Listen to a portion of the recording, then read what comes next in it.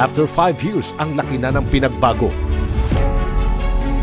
Kabi-kabila ang ginagawang kalsada, tulay, eskwelahan, ospital, at mga naglalakihang proyekto na hindi pa nagagawa sa kasaysayan ng Pilipinas. Ngayon pa lang sa panunungkulan ni Pangulong Rodrigo Roa Duterte, masasabi na nga ba na ito na ang golden age of infrastructure?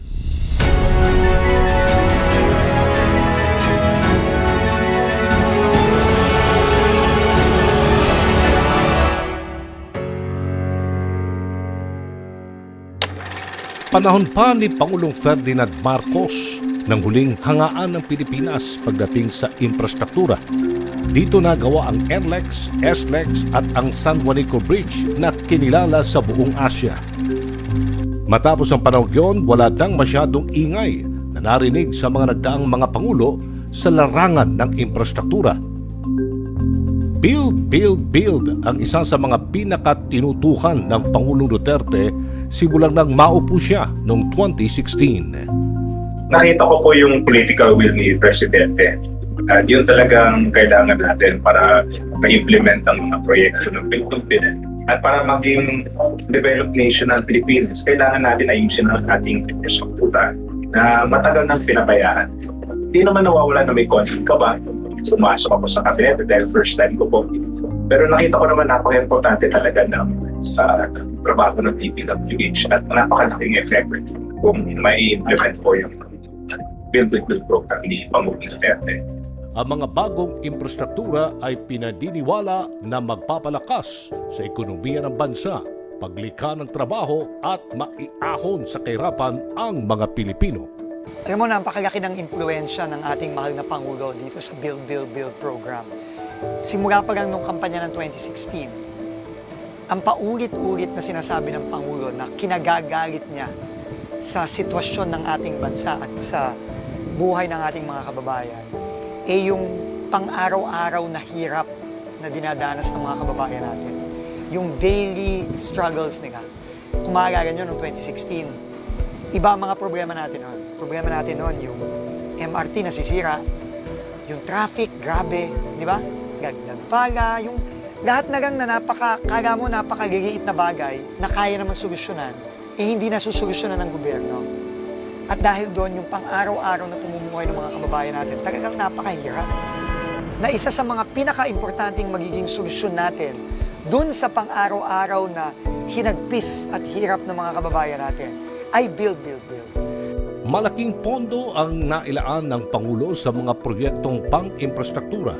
Tinatayang aabot ng 8 trilyon mula 2017 hanggang 2022. Laking diferensya sa budget kumpara sa mga nakaraang Pangulo ng mga nakalipas na dekada. At ang pondong ito ay masasabing pinakamalaking pondo sa kasaysayan ng Pilipinas.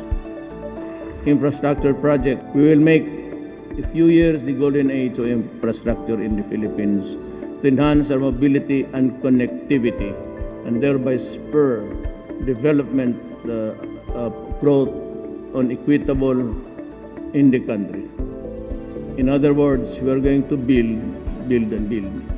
Unti-unti nang napapansin sa paligid, sa kabuhayan at sa buhay ng mga Pilipino ang build, build, build. Mula sa transport at mobility, water, urban development, renewal, pati na rin sa disaster resilience projects. Hindi rin nakalimutan maging ang information and communications technology at power. Daan Daang Pag-Asenso after 5 years, a PTV pre-SONA documentary.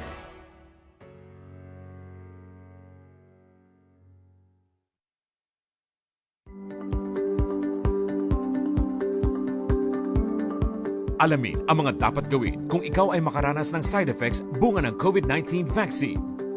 Kung makaranas ng alinman sa mga sumusunod na sintomas, ipagbigay alam ito sa inyong LGU o tumawag sa vaccination site hotline para malunasan. Kung hindi naman malala ang sintomas, ay huwag magpanik dahil normal ito at mawawala rin sa loob ng 1 hanggang 3 araw. Upang maibsan ang sakit ng brasong tinurukan ng bakuna, ay maaaring mag-apply ng cold compress o banayad itong igalaw. Kung lagnatin, uminom ng maraming tubig, magpahinga, kumain ng wasto, at uminom ng paracetamol ayon sa abiso ng inyong healthcare worker. Kung lumala at hindi mawala ang mga sintomas sa loob ng 3 araw, agad na kumonsulta sa doktor o magtungo sa pinakamalapit na health facility sa inyong lugar. Tandaan na kahit nabakunahan, palagi ang pagsunod ang kailangan para tuloy-tuloy ang kaligtasan.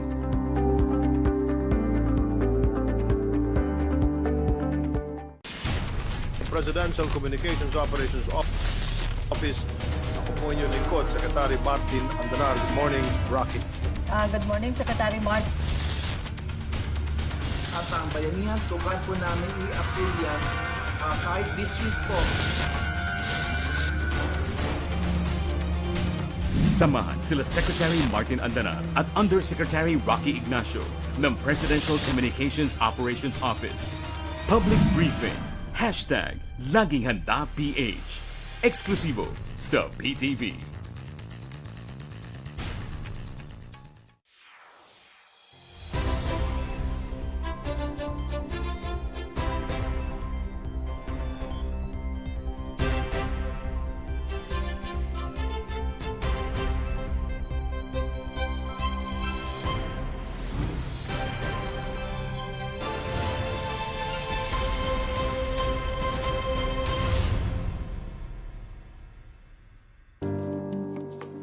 Ang Build, ang pinakaambisyosong plano ng Pangulong Duterte sa infrastruktura.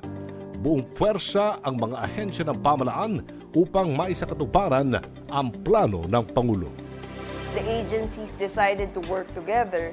So nagkaroon ng interagency task force. So that's Department of Finance, Department of Budget and Management, NEDA, DPWH, DOTR, and then DCDA. And then that's when the BBB was formed. And at that time, nobody knew what BBB stood for. Supposed to represent the President's most ambitious infrastructure plans. Yung unang hamon sa amin ni Presidente was to decongest EDSA. And you know what that problem meant for everyone. So nung kinausap niya si Secretary Villar and the entire team, sinabi niya, kailangan by 2022, EDSA is a totally different experience. So siguro, since day one, we've been working to decongest EDSA. And kailangan siguro we start with the numbers. Ilan ba yung naging intervention sa EDSA? And then that's when we realized that EDSA is a 90-year-old road, that it was built during the 1930s. That the last extension of EDSA was only in the 1970s when it was extended to TAF. And then after that, hindi na natin ginalaw yung EDSA. The problem is, dumami yung population natin, it exceeded its maximum capacity by almost 140,000 vehicles. So alam namin, to be able to decongest EDSA, then we have to take out 140,000 vehicles out of EDSA at the minimum to bring it back to its original capacity. Malaki ang hamon ng Pangulo lalo na at madaming problema ang kanilang kinakaharap. Maraming infrastructure ang kailangan ayusin at maging ang sistema sa ahensya. Ayon kay Department of Public Works and Highways Secretary Mark Villar, una niyang tinutukan ang sistema ng gobyerno. Opo, kaya yun ang una, yun ang nung pumasok ako bilang secretary ng DPWH, tinutukan ko talaga yung sistema. Yun, kasi para ma-monitor mo yung ganung karaming project. At any one time, may 15,000 projects ang DPWH. At para ma-monitor mo yan, kailangan mo talaga ng system. So dati po, mano-mano yung pag-monitor ng system.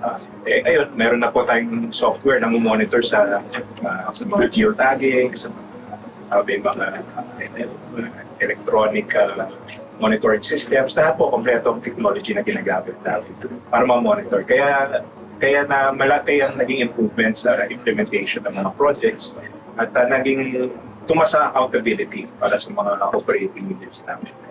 Dahil sa sistemang ito, naiiwasan ang mga ghost projects sa pamahalaan at ayon pa kay Secretary Villar, marami ang naban ng mga construction company dahil dito.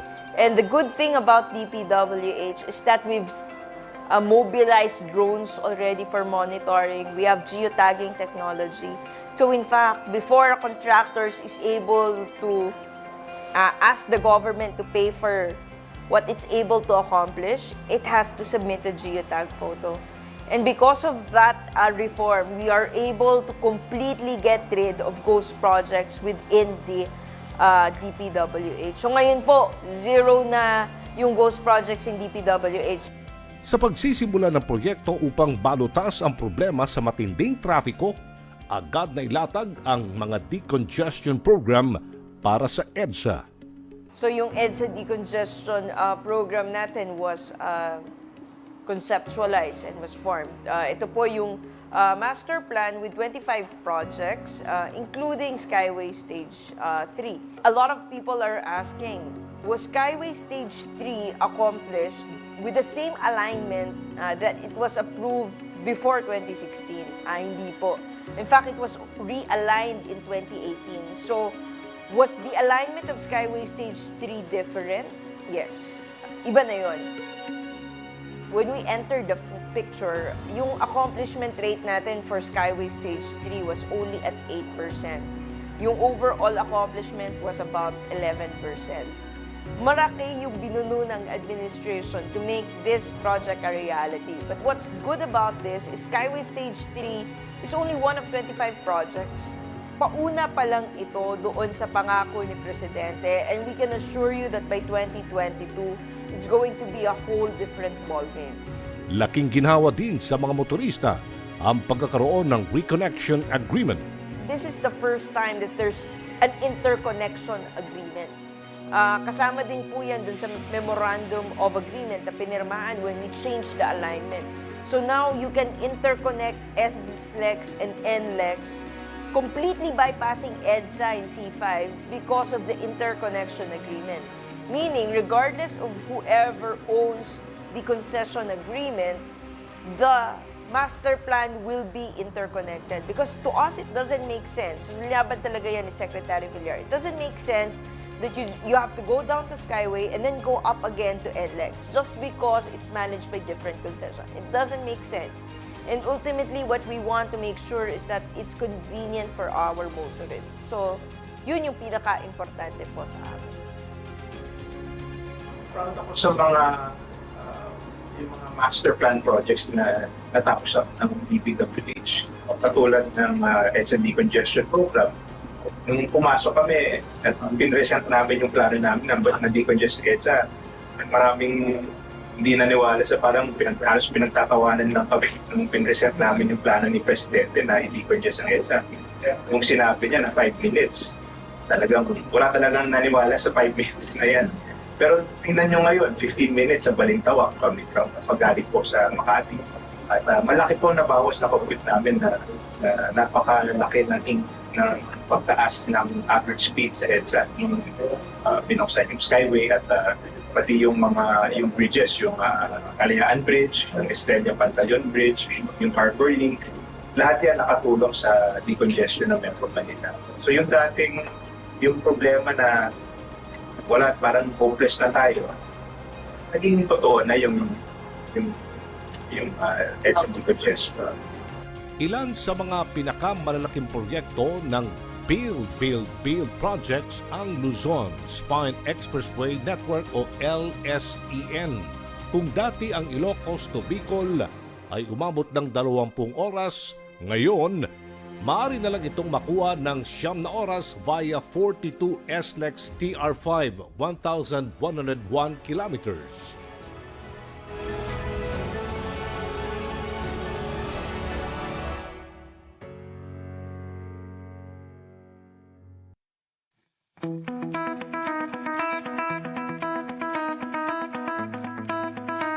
I'm satisfied with what has been done and what is still going on right now with regards to the Boracay rehabilitation. Makita mo yung drastic improvement talaga, lalo na sa infrastructure. Dati, lubak-lubak yung daan, saka maputik. Ngayon, makikita mo, halos kumpleto na yung circumferential road. At saka malinis. I want to be satisfied, pero for now, overall, I'm a bit dissatisfied. President Duterte can still leave the legacy. Hopefully, we are looking forward na meron na tayong clear roadmap or blueprint in the context of recovery putting environment of the center. When it comes to urban tourism, satisfied naman ako dun sa mga programs ni Duterte, ni rehabilitate na yung Boracay for the future tourists din na ma-enjoy pa nila yung Boracay.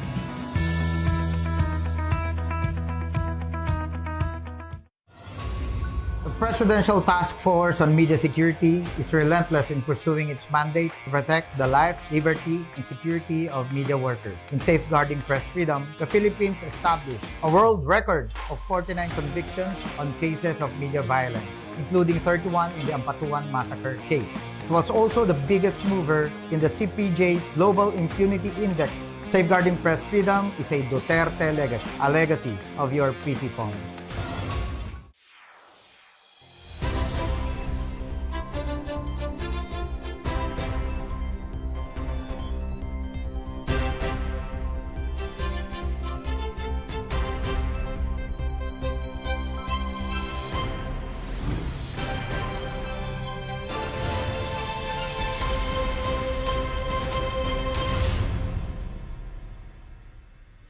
Hindi lang sa Luzon makikita ang mga kamangha-manghang mga proyekto maging sa Visayas at Mindanao din.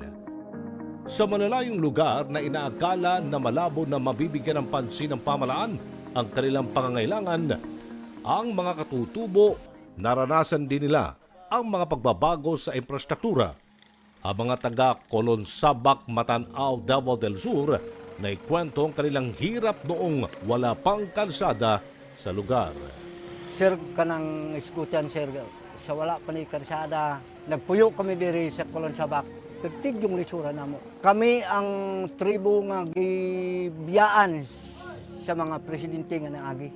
Kayon sa ang problema diri, sir, bisag kung nami masakitun, kung ay kanang gipusil, kung ay maghikog, una mo abot sa poblasyon sa Matanaw, sir, bugnaw ng ilong, patay na. Kay tungod sa kadugay sa tabang nga ambulansyawa kasulod diri sa amo. Ang among gibuhat, sir, kabayo. Pila na katuig namo, nidako na ko diri hangtod na nanigulang ako, munay among pirming maagian sa kalisod. Sa nian nahitabo na sa una sa amo, sir, nawad-an namig paglaom nga naay mo abot sa amo. Bisag gamay lang diferensya maghikog. Magrementado. Tungod kay wala na may paglaom bahin aning tungod ani. Among mga anak na ay nagmasakit, na ay kalibanga, kalintura. Dadon sa inahan. Ibutang diri sa iyang pikas lawas, baklay. Walay sakyanan. Walay motoro. Naluoy kami. Mao to naggingon tanan namo, wad-an na kitag paglaom. Walay presidente nga mutabang nato. Bisag pila ang presidente mo, agay mo, mahimong presidente mo na mo, way makatabang.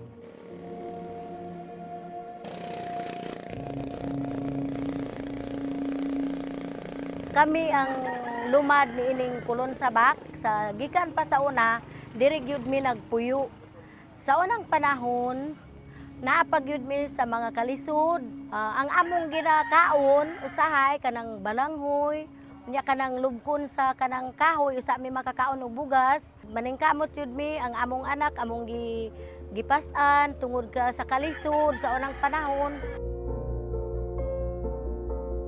Presidente Duterte, among gipasalamatan ang imong mga tabang sa amo dinhi sa among lugar nga nakaabot ang karsada. Nakita namo nga bisan sa mga ayuda nakatilaw mi tungod kay ikaw ang presidente. Among gipasalamatan ikaw, Presidente Digong, tungod sa imong paglantaw sa amo nga daghan nakaayo kag matabang sa amo dinhi sa among lugar sa Colonsabak sa tribo nga Blaan.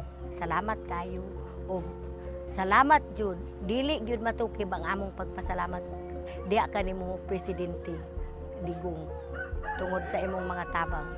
Nakaabot ang karsada, unta magpadayon ang pagtabang nimo sa mga tribo namo dinhi sa pinakatumoy nga bukid mao ang among lugar sa Colonsabak ug Datalpitak.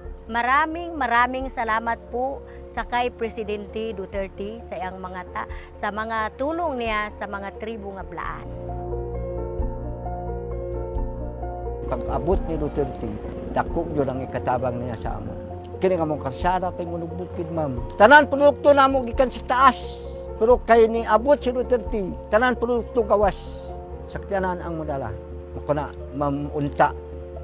Kung wala na wa pa'y kuha ni presidente ba, padayon siya. Kay dako among utang kabubuton.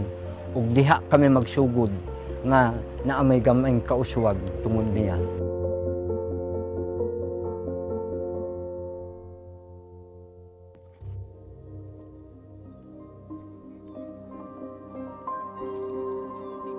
Noon na wala pa ito, doon kami tumatawid, sumasakay sa balsa. Ay kung baha, hindi ako tatawid, gawa ng mamamatay ako dahil hindi ako marunong lumangoy. Tapos yung apo ko nag-aaral doon, mabuti ng buhay pang asawa ko, siya naghahatid. Anong patay na, sabi ko, pasalamat ako dahil mayroon kaming tinatawiran dito, yung bakal ba na ganyang kalapad, nakakatawid kami.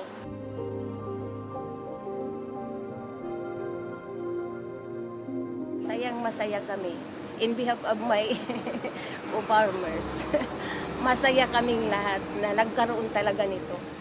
Kaya sabi ko naman na hindi na tayo mahirapan kahit ano pa ang gawin namin dito, madali ang transportation. At saka dito yung mga vehicles naman, parang short din kung dito dumaan.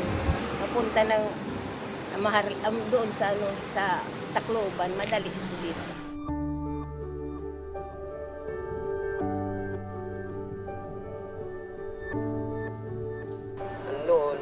Napakasobra ko dito talaga ang putik. Mahirap talaga ang paglakad namin dito.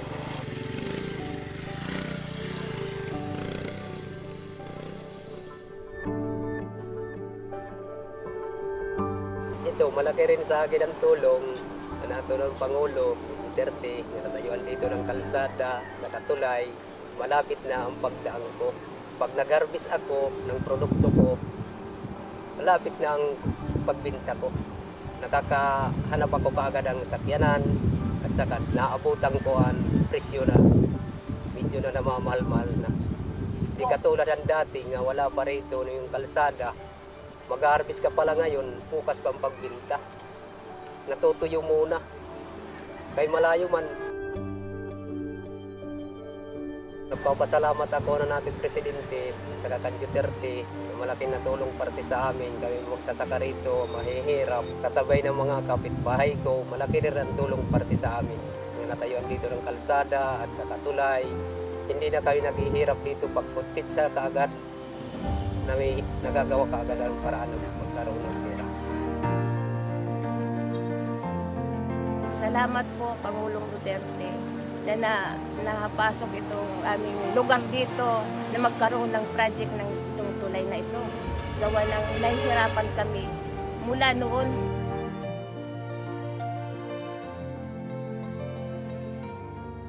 Ayon kay Secretary Mark Villar, di nalilimutan ang malalayang lugar, halos lahat ng probinsya may mga big-ticket project. Oo, kaya marami din kami mga programs, yung mga convergence programs. Meron kami na farm-to-market roads, meron kami mga tourism roads, meron din kami mga trade and industry para sa mga may negosyo, mga pabrika, mga roads dito sa mga job generators. So ito po ay nakakalat sa buong Pilipinas.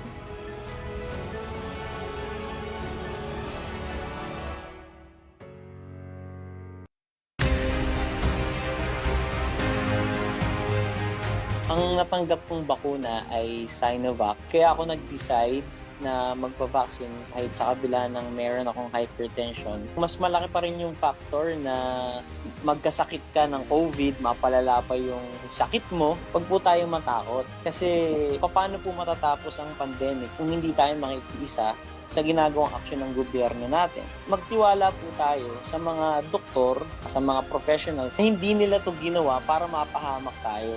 Ginawa nila to para tulungan tayo, iligtas tayo sa virus na kumakalat na to.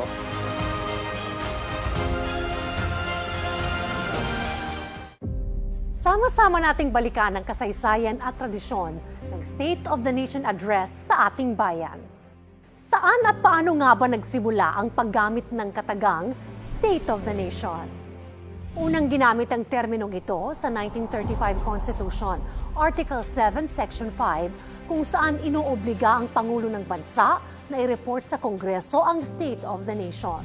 Kasunod nito, ginamit ni dating Pangulong Manuel Rojas ang Message on the State of the Nation bilang pamagat ng kanyang talumpati sa Kongreso noong January 27, 1947.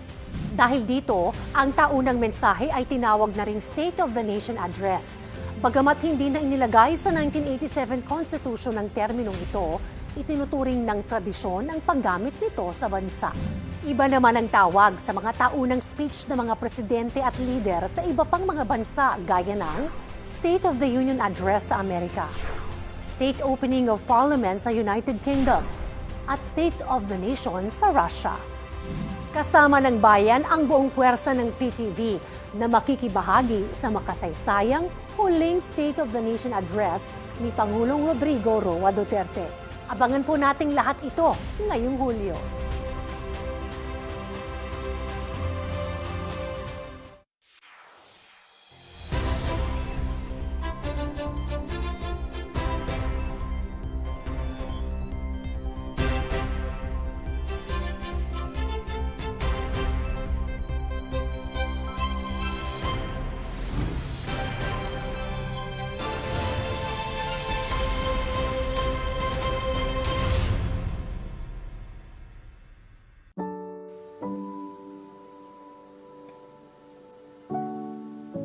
Dati po, ang daycare center, ang ginagamit po namin ay ang barangay hall sa Kiangat ng Kagan Bukidnon.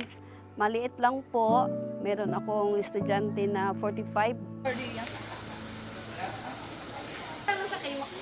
Medyo mahirap po ang sitwasyon namin kasi ang gamit ko lang po noon ay mahabang mesa, pagkatapos merong 2 benches. Ang mga bata kasi 45 sila, nahihirapan po kami kasi napakasikip ang lugar.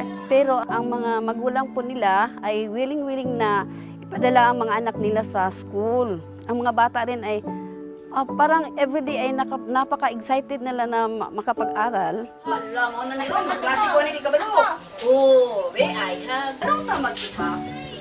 Ako. O, siya lang. Para kay Teacher Tessie, napaka-importanteng magkaroon ng maayos na daycare center sa isang lugar. Dito umano nagsisimula ang bawat pangarap ng mga bata.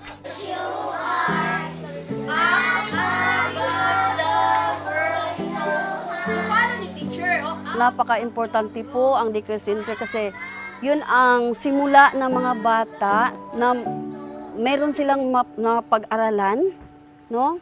Makapag-aral sila. Doon nagsimula sa daycare center na ang mga bata ay meron na silang socialization. Kahit malayong-malayo ang lugar nila, willing sila na makapagpunta doon sa daycare center.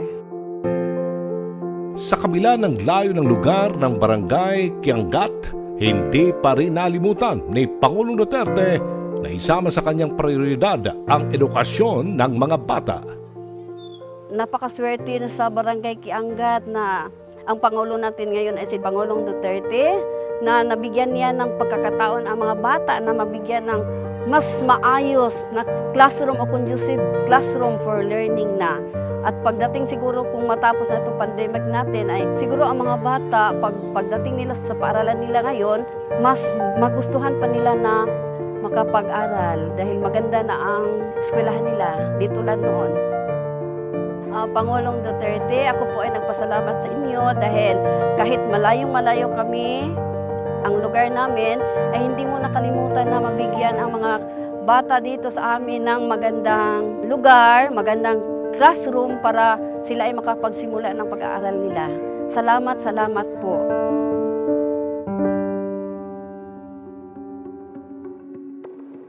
Ayon sa tala ng Department of Public Works and Highways, accomplishments ng July 2016 to December 2020, 144,925 built and constructed, 2,036 constructed, rehabilitated, and improved, 5 school workshop buildings and other school facilities classrooms, 187 constructed, Evacuation Center. Bago pumasok ang Duterte administration, tinaguri ang worst airport ang Ninoy Aquino International Airport dahil sa pangit na serbisyo, mahabang pila, laglag pala, bukas bagahe at sa mga dishonest na mga airport staff. Problema din sa mga pantalan at maging sa mga tren at riles ang malaking problema ang sumalubong kay Department of Transportation Secretary Arthur Tugade. Nakita ko yung problema, I was challenged. Kasi hinimay ko yung problema. Nakita ko yung tinatawag na low-hanging fruits. Meron yung mga medium-term problem at meron yung long-term na pangangailangan. Polisiya, istruktura. A-addressing ko yan. My mentality is challenged. My commitment is preserved. Anong sabi nila sa MIA? One of the worst airports in the world.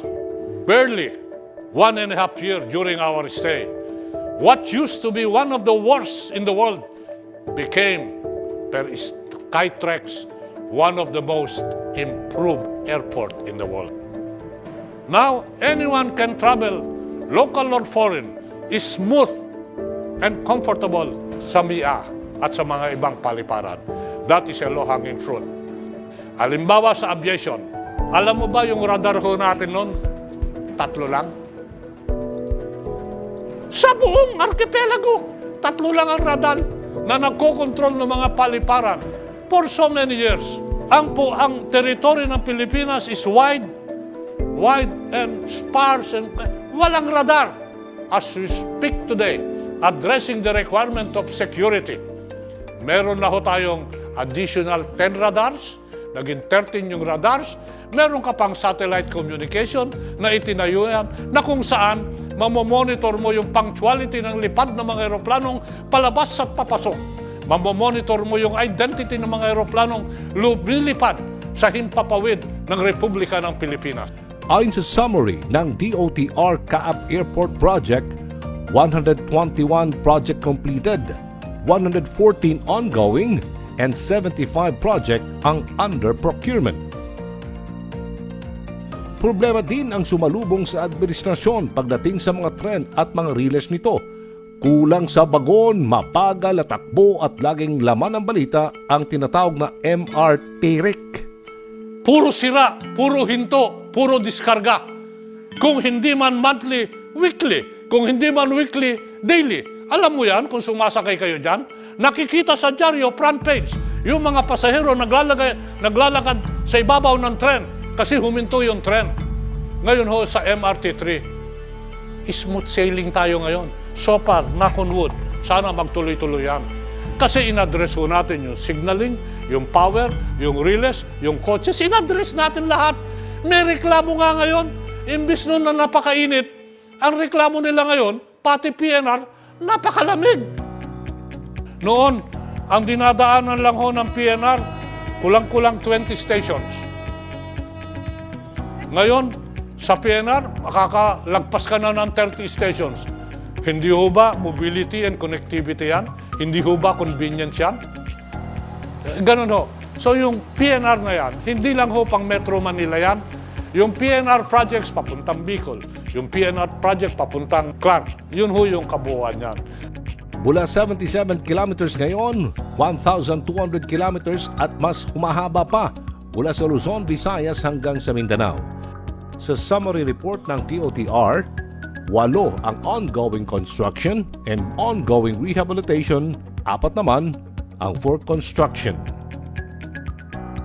Ang Pilipinas, napakaraming isla, kaya ang mga pantalan, malaki ang tulong sa pamumuhay ng mga Pilipino. Taong 2016, nakita ni Secretary Tugade ang problema sa mga pantalan. Ang Pilipinas ay tinatawag na archipelago. Mas maraming dagat at tubig dyan kaysa lupa. Ang problema, walang connectivity. Ito hong maritime sector na kung saan kinabibilangan ng PPA, ng kinabibilangan ng Marina Coast Guard, lahat ho yan, sama-sama yan. Sa termino ng presidente, yung pinakamalaking maritime port, parang airport, ang kapasidad 3,000 passengers. Ang isa pang mas malaking maritime port, 4,000 ang capacity. Yung lighthouse. Ilan ang gumaganang lighthouse dyan nung nag-assume kami? Mga 600, kulang-kulang 600 dyan na lighthouse. Nagulat ka. Ilan dyan ang umaandar? Less than 15%. Ngayon ho, hangarin namin na ayusin lahat yan. Ha? So, eto, meron yan. Summary of DOTR PPA Seaport Projects July 2016, March 2021. Kinikilala namin yung liderato ng presidente. Kinikilala namin yung misyon ng presidente. Nagbunga ho yung sakripisyo, trabaho at commitment, hindi ko lang ako, but yung aking mga kasamahan, kagaya ng mga pamunuan at mga rank and file sa air sector, sa maritime sector, sa rail sector, saka sa aviation sector. Sama-sama ho kapit-bisig ng ginawa. At kung tinitignan ko yung nagawa, for the last 5 years, sabi ko, panalo. Panalo. Hindi man tapos 100%, pagkat sa laki ng problema, marami at samot-sari ho dyan ang hindi mo masosolve 100%. Pero marami rin ang mauumpisahan mo under the concept of partial operability. Para nang sa ganun, kung maumpisahan man ngayon at hindi natapos, maitutuloy ng susunod na administrasyon. Kung naumpisahan man ngayon at natapos, then we have achieved the marching order of the President, make the Filipino life convenient and comfortable.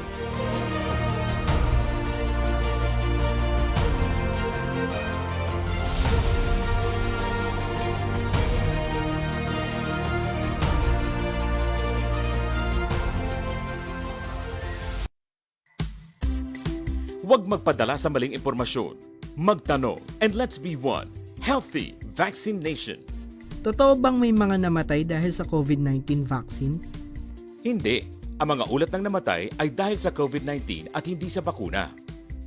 Paano kung maiwasan ang exposure sa COVID-19 virus pagkatapos mabakunahan?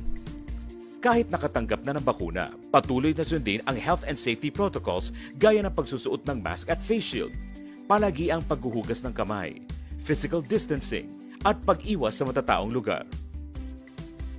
Dapat ba akong mabahala kung ako ay nilagnat at sumakit ang brasong tinurukan ng bakuna? Hindi. Ang mga sintomas gaya ng lagnat, pananakit at pamumula ng brasong tinurukan ng bakuna, pananakit ng ulo at kapaguran ay normal at panandalian lamang. Ano ang gagawin ko kung lumala ang mga sintomas na ito? Kung lumala at hindi mawala makalipas ang 3 araw, huwag mag-panic. Kumonsulta sa doktor o magtungo sa pinakamalapit na health facility sa inyong lugar. Isang mahalagang paalala ukol sa COVID-19 bakuna.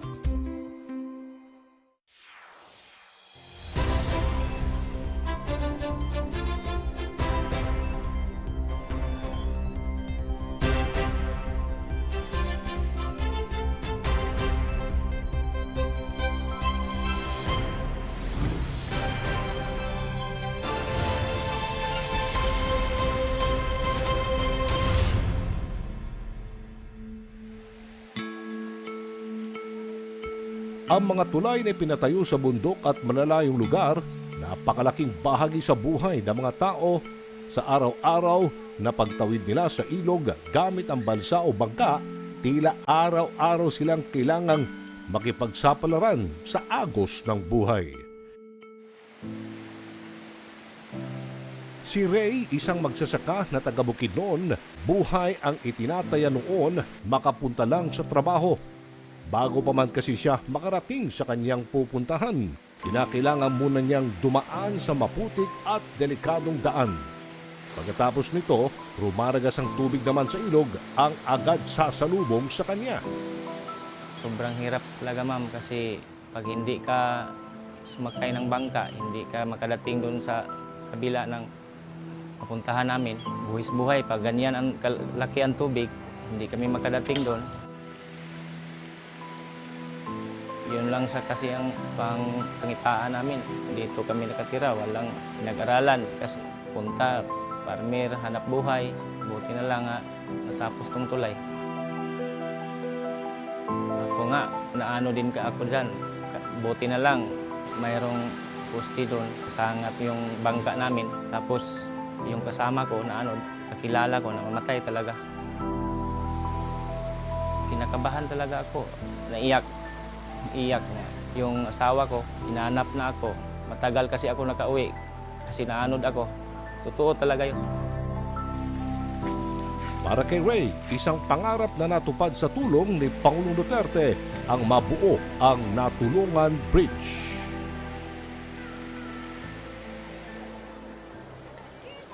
Maging ang pagpunta sa eskwela ng mga bata hindi naging madali para sa mga kababayan natin sa Bukidnon. Yan na yan gina kwa balakahan gabi na ita sa mga estudyante tabito iyon kuha man kung mamahaan ko muli ko mahapon pag uli dan bahaan hariin man matimo amay inay dan ta manlok man layon din ten mga bata makatirugoon lang dia talayon hari lang yun makaya nauna sagakit pa sa mga bata mintaan kung mamahaan hari gid makalayon dini makaulit kanda na balay ta hariin man matimo amay inay dan diya ta bahaan man sa mga bata kahit uran din tungkay ta makatirugoon man lang matag din ta hagpaan yan hariin makauli makaikagi manggite na matuod manggite makagita sa kahit sa mga bata mintaan hari manggid makauli mag-inuon man sa amay inay ko bahaan hari danan manggid malayunan tama lagkes ka man maanod din ta bahae na aman iman yan na yan aragiyag pasalamatan day din tungkay kay gid na babaya tat amin an man tulay.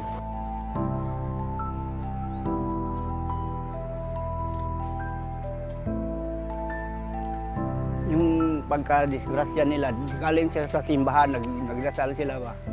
Marami sila doon pagtapos yung dalawa na sila magkapatid pati yung apo ko nang nagtawid dito sa ilog. Yung iba dyan man, taga dyan man sila. Pagtawid nila dyan, anod yung ko, asawa ko dito nagdaan, pero hindi siya namatay, nakahawid ng kahoy doon. Yung dalawa, yung apo ko pati yung kapatid niya, yun ang namatay, nawala. Doon sa Oriental siya nakita na malayo siya. Taga dyan man lang yun, kapatid sa asawa ko. Abang na masyado kami. Takbo ako, sige akong sigaw kung saan ang bata, kung saan. Para akong nawala na ako ng Tinakbo-takbo ko lang yan, patungo doon sa ubos. Doon sa ubos talaga. Lapit sa, abot na kami doon sa Tanglaw, yung agianan sa Tanglaw, doon na kami. Layo na masyado. Para akong tinanggap ko masyado yung bata na yun, doon sa amin yung nagtira. Kinuha ko yun sa anak ko. Wala pa, hindi namin nakita talaga. Ngayon, wala na talaga. Pangarap ko yun. Sabi ko, kahit maestra na lang, paralin ko talaga. Kaya isa man lang anak ko, babae. Anak man lang sinagot ko yun, ang katong yung apo ko, anak lang sa sinagot ko yun eh. Hindi talaga tunay kong anak. Hindi ko tunay na yung apo, pero mahal ko talaga. Yung mata na yun. Kung minsan nga, sa balay, mag-iyak pa ako kung makaalaala ko. Parang hindi ko matagal ko talaga matanggap siya na nawala sa akin. Yung bata na yun.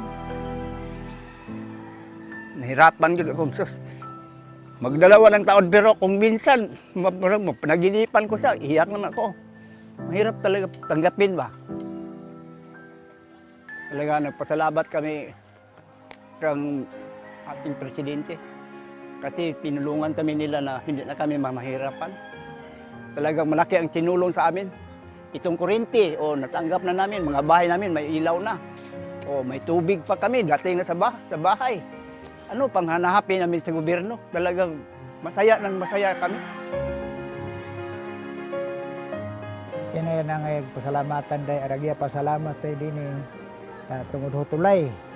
Sa iniila kay President. Dini ta makabundol bisan hura dini si President Duterte ba ima na amin ang tulay dini isip gyapon na nahaday gyapon si Digong Duterte personal katungod sa tulay din iya arian man imalaag mata day pirmi day man makadaan law mahaday ang kapulosan day pa latay kay man doon Yan ang pasalamatan day argi hari day yan malipatan bisan kan matay kayan lang sa mga IPs din ita danatag. Hari ini malipatan sa tulay din niya nakaugsak ang manintayan. Totoo lang, kung hindi pa na presidente si Duterte, iwan ko kung matapos pa to. Pero pag siya na ang presidente, lumabas yung tragic na hindi namin alam na matapos tong tulay na siya ang presidente na ngayon. Sa totoo lang. Sobrang masaya. Sino na bang hindi masaya na ito, natapos na ang tulay? Pag pumunta kami sa area namin doon sa Tabok, pag mayroon kaming itanim, makukuha na namin ng maayos. Hindi na kami mahirapan sa ilog tumawid. Sobrang saya talaga. Pasalamat po talaga sa Pangulong Duterte. Inayos niya to. Salamat talaga.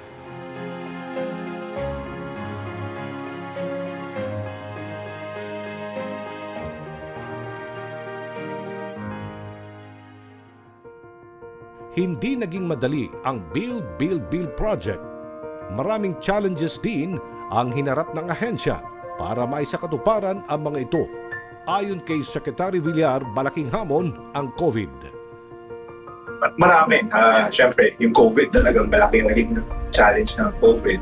Pero siyempre, yung sistema talaga, yung pag-computerize ng systems, yun isa yan sa mga malaking challenges. At pati siguro yung also the monitoring of the projects and also its implementation. Siyempre, kailangan na ayusin yung right of way. So, kasama yan sa mga challenges na ginawa namin mas efficient. So, nagkaroon po kami ng mga task forces para sa right of way. Nagdagdagan po yung mga legal teams namin para mapabilis yung acquisition of right of way at mapabilis yung implementation ng ating mga proyekto. Sa program ng Build, Build, Build, marami ang nagkaroon ng trabaho kahit na panahon ng pandemya. PBB is 6.5 million workers. And these 6.5 million workers are able to deliver these infrastructure projects. A lot of people are asking, bakit maraming na-deliver na project sa BBB kahit na pandemic? Because we were the first one to do a construction bubble. And that's why we know the sacrifices of our construction workers. Because hindi sila nakakauwi sa mga pamilya nila until matapos yung project. It follows the same format as an NBA bubble. It's just that here, we construct instead of playing basketball. So everyone was tested before they enter the bubble. We know exactly where they are. They are housed in barracks. We know the schedule of the workers. And now we're able to hire more. Because if dati, yung operation schedule natin is 12 hours or 9 hours. Now we're doing a 24-hour time schedule para mahabol natin yung mga projects natin. Which also means we've multiplied the factor of construction workers in the sites by 3. And that's, I think, the most important at this stage. Of course, there's a delay because for 3 months we were not able to do any kind of construction. But we were happy about it. We saw it as a silver lining. Na finally, we're able to hire more workers. Because at the time, there were so many workers coming from the Middle East. Bumalik sila dito and they're looking for jobs. What BBB did was to maximize the current workforce to ensure that the construction workers coming from abroad is hired in the Philippines. So marami po tayong OFW. Maybe they don't get the same salaries that they did abroad, but at least may trabaho po dito. And I think some of the workers may sense of pride that they're finally back in the Philippines and they're bringing in their knowledge and their skills back into the country. Marami mang hinarap na hamon ang administrasyon ni Pangulong Duterte sa mga programa ng infrastruktura. Hindi may kakaila ang infrastructure boom sa bansa at ang pagkakaroon ng trabaho ng milyong-milyong Pilipino sa kabila ng COVID-19. It is easier to build from scratch than to dismantle the rotten and rebuild upon its rubble. Nevertheless, let us work together and lay a new foundation upon which a better Philippines can be reconstructed. Help me build a better tomorrow. kami ay nandito para suportahan at bigyang buhay ang programa ng ating mahal na Pangulo. No, sinabi niya, make the Filipinos life more comfortable. Hindi ba? And ang build, yan talaga ang goal ng build. Yung airport, yung mga kalye, yung mga bridges, seaports, airports, lahat ng mga yan. Ang punot dulo niyan, para gawing mas komportable ang buhay ng ating mga kababayan. Para sa amin, sumusunod lang kami sa lead ng ating mahal na Pangulo. Ang history will really judge this administration and the President. Alam mo, si Presidente is really a game changer. He's the architect of build. If the President didn't prioritize build, then these bridges, these highways won't be there. We are the foot soldiers. We actualize and we work for his vision. But ultimately, it was his plan and his vision that lead us to where we are. Build is an intergenerational project. Hindi lang to papakinabangan ng generation na to. I mean, the next generation will benefit from this, and we owe it to the next generation to make sure that they have a better Philippines. The authority and the trust he provided me with a wide range of discretion, following two standards.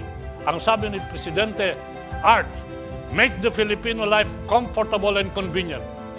Art, in making the Filipino life comfortable and convenient, be sure you follow good governance, no corruption. Yun ang binigay niya. Sabi nila, I'm one of the President's men. I take pride in being referred to as the President's man. Mr. President, if you're listening to me, kaklase kita, I will take a bullet for you because kilala kita. Marami siyang na-accomplish. At yun din ang sa kampanya niya, yun din ang mensahe niya. At yun din ang gusto ng taong bayan. Nang magkaroon ng isang presidente na may political will at magkaroon ng maraming accomplishments dahil kailangan talaga natin hambulin ng mga kapitbahay. Naiiwan na tayo. Kailangan natin hambulin yung ibang mas developed na bansa. So, maganda yung timing ng pagpasok ni Presidente. Yun talaga ang hiling ng mga tao, magkaroon ng isang action man. And I can say, working with the President for so many years, na action man siya. At marami siyang na-accomplish. And clearly, makikita mo naman, lalo na sa infrastructure, makikita mo naman yung mga tulay, more than 5,000 na tulay, more than 26,000 kilometers of road, 144,000 classrooms, 10,000 flood mitigation structures, na-decongest ng EDSA, nagkaroon ng connection yung mga probinsya. Itong iba na yung Pilipinas. Nais ko po magpasalamat kay President Duterte para sa tiwala niya sa akin. Siyempre, nung pumasok ako, ako, 38 years old pa lang ako. At naintindihan ko naman, nagkaroon ng konting bashers nung pumasok ako.